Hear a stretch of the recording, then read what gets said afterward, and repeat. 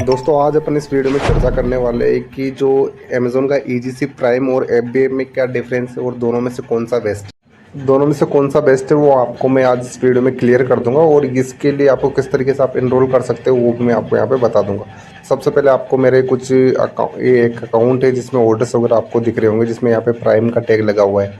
आप यहाँ पे मैं किसी रैंडमली एक प्रोडक्ट को ओपन करके भी दिखा देता हूँ कि जिसमें किस तरीके से आपको एफबीए किस तरीके से दिखता है, क्योंकि अमेज़न के जो प्राइम ऑर्डर है तो आपने देख ही लिया कि किस तरीके से उसमें प्राइम का जो टैग है वो लगा रखता है। और आपके यहाँ पे एक अमेज़न चॉइस भी एक तरीके जो टैग हैं जो कि वो किस तरीके से मिलता है, और यहाँ पे इन्होंने दिखा भी रखा है, जो अमेज़न दिखाता भी है कि किस तरीके से आपको हाईली लिस्टिंग की जो परफॉर्मेंस है वो बहुत अच्छी रहनी चाहिए। तो उसके लिए जो मिनिमम जो क्राइटेरिया है आप किस तरीके से इसको जल्दी ही अपने प्रोडक्ट पे वो कर सकते हो, तो वो चीज़ मैं आपको दिखाने वाला हूँ। तो अभी मैं आपको यहाँ पे एफबीए का जो टैग है वो किस तरीके का दिखता है, तो मैं यहाँ पे अभी एक प्रोडक्ट ओपन करके आपको दिखा रहा हूँ कि बिल्कुल इस पे भी अभी नहीं है, क्योंकि वो बहुत कम लोग हैं जो कि एफबीए का यूज़ करते हैं, पर लोगों को नहीं पता है कि एफबीए के क्या बेनिफिट है। आपका एजीसी प्राइम है उससे भी एक तरीके से 10x ज़्यादा आपकी विजिबिलिटी है जो वहाँ से मिलती है आपको, तो आपको मेरे अकॉर्डिंग उसको यूज़ करना चाहिए। अगर आपके दूसरी चीज़ इसमें आपने एक चीज़ और नोटिस नहीं की होगी, जितने भी बड़े ब्रांड है चाहे कॉस्टली आइटम वो सब एफबीए से शिप होते हैं। आपको दिख रहा होगा फुलफिल बाय अमेज़न का एप फुलफिल करके यहाँ पे टैग लग रहा है, तो ये जैसे प्राइस के नीचे भी, तो ये बेसिकली फुलफिल बाय अमेज़न का टैग होता है जो कि आप उसको एफबीए के अंदर इन्वेंट रखते हो तभी आपको ये चीज़ मिल पाती है। इनिशियल स्टेज पे आप ईजीसी प्राइम के साथ कंटिन्यू कर सकते हो, बेटर ऑप्शन है। बट अगर आपको लॉन्ग टर्म के हिसाब से देखना है सारी चीज़ें तो फिर आप एफबीए में ज़रूर इनरोल कीजिए, बिकॉज उससे आपके ऑर्डर भी और जो सेल है वो 10 to 15% ईजिली ग्रोथ हो जाती है। कंपेयर करो तो मैं अगर एक ईजीसी प्राइम और जो एक एफबीए में, और साथ ही जो विजिबिलिटी भी होती है वो भी एफबीए के प्राइम की जो ज़्यादा होती है, क्योंकि एफबीए के अंदर भी आपको प्राइम का टैग मिलता है। सबसे बड़ा एडवांटेज कि आपके जो लिस्टिंग के अंदर जो बाय बॉक्स होता है, बाय नाउ का जो बटन होता है वो, उसके लिए आपको किसी के ऊपर डिपेंड नहीं रहना पड़ता, आपका बाय बॉक्स कभी नहीं जाता है।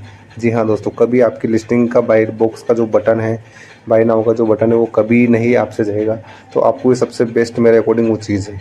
इसके अलावा मैं आपको यहाँ पे और भी चीज़ें दिखाने वाला हूँ कि किस तरीके से आपको इसमें क्या क्या इंपॉर्टेंट फैक्टर्स हैं जिससे प्राइम के लिए भी, और आपको ये हट भी सकता है या नहीं हट सकता। तो आपको जो अकाउंट हेल्थ सबसे फोर्थ यहाँ पे जो हेल्दी दिखा रहा है, तो इसमें जैसे लेट डिस्पैच रेट का जो टारगेट है कि अंडर 2% होना चाहिए, और इसके अलावा प्री फुलफिलमेंट रेट जो कैंसिलेशन रेट है इसका 2% से अंडर रहना चाहिए। वैलेट ट्रैकिंग रेट 95% होनी चाहिए जो कि अपनी 100% है, और साथ ही ऑर्डर डिफेक्ट रेट है ये भी अंडर 1% होनी चाहिए। तो आपको ये पूरे तरीके से इसके साथ एमएजी पॉलिसी की जो ओरिलेशन वगैरह है आपको इसको भी प्रॉपर तरीके से फॉलो करते चलना है, और इसको रेगुलर बेसिस पे आप चेक कीजिएगा। बिकॉज अगर आपने थोड़ा बहुत भी अगर इसमें लेक किया, आपने चाहे ऑर्डर डिस्पैच करने में, ऑर्डर को एक्सेप्ट करने में, चाहे ऑर्डर को कैंसिल कर दिया या किसी भी रीज़न से, तो आपके अकाउंट हेल्थ पे नेगेटिव इम्पेक्ट आएगा, जिससे सीधा सीधा सेल पे भी आपके इफेक्ट पड़ेगा। क्योंकि विजिबिलिटी कम होगी तो ऑब्वियसली बात है आपकी सेल जो कि डाउन जाएगी। उसके अलावा जो दूसरा इंपॉर्टेंट फैक्टर है जो अकाउंट हेल्थ के अंदर ही एक जो ऑप्शन दिखाता है आपको, voice of the customer. Voice of the customer में आपको यहाँ पे दिखा देगी वेरी पुअर लिस्टिंग कितनी है, आपकी पुअर लिस्टिंग कितनी है, फेयर कितनी है, गुड कितनी है, और जो एक्सेलेंट कितनी है। उस अकॉर्डिंग ये जो रेटिंग है 1 star 2 star 3 star 4 star 5 star जो कि डिसाइड होती है। अब यहाँ पे जैसे कि मेरी वेरी पुअर है, तो यहाँ पे इन्होंने रीज़न स्पष्ट किया हुआ है कि इसके रिटर्न आए कितने, ऑर्डर गए लास्ट 30 डेज़ में कितने रिटर्न आए, और रिटर्न का रीज़न क्या है। तो यहाँ पे किसी ने कहा रॉन्ग आइटम है, किसी ने कहा डैमेज है, किसी ने, तो वो सारी चीज़ें आपको, तो इस तरह के जो प्रोडक्ट है आप या तो उनको बिल्कुल आउट ऑफ स्टॉक कर सकते हो, या फिर उनको आप एक तरीके से कि उसमें इम्प्रूव किया जा सकता है। अगर क्वालिटी का इशू है तो क्वालिटी को, अगर पैकेजिंग का इशू आ रहा है तो पैकेजिंग को इम्प्रूव कीजिए।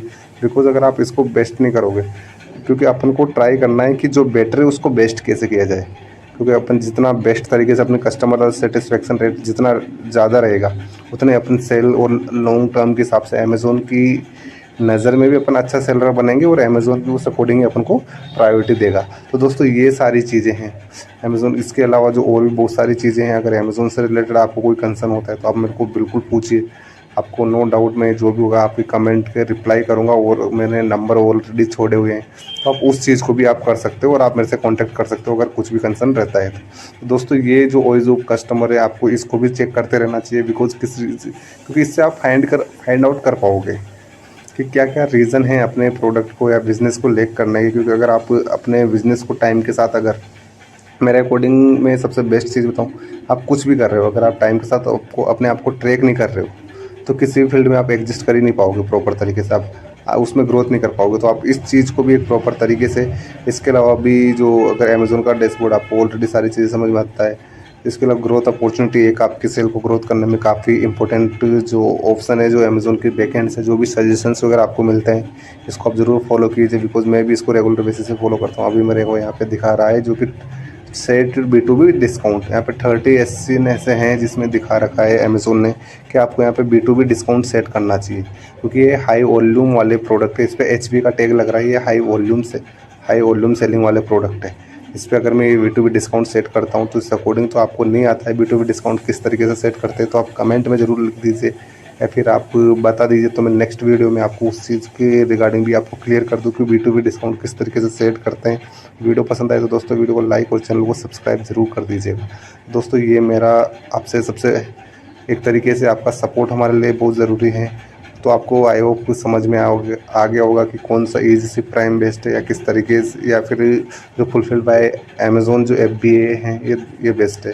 तो दोनों में से आपको कंपैरिजन करने में, बिकॉज अपन किसी भी चीज़ पे अगर कंपैरिजन करते हैं तो कुछ ना कुछ कंक्लूजन होना चाहिए। अगर आपके पास कुछ भी कंक्लूजन नहीं है तो आप उसमें कंपेयर कर ही नहीं पाओगे कि कौन सा बेस्ट है। अगर आज मैं बोल दूँ विराट कोहली बेस्ट है, विराट कोहली और रोहित शर्मा में से कौन सा बेस्ट है, प्लेयर बेस्ट है, तो उसमें आप कंपेयर करोगे कि आपको किस।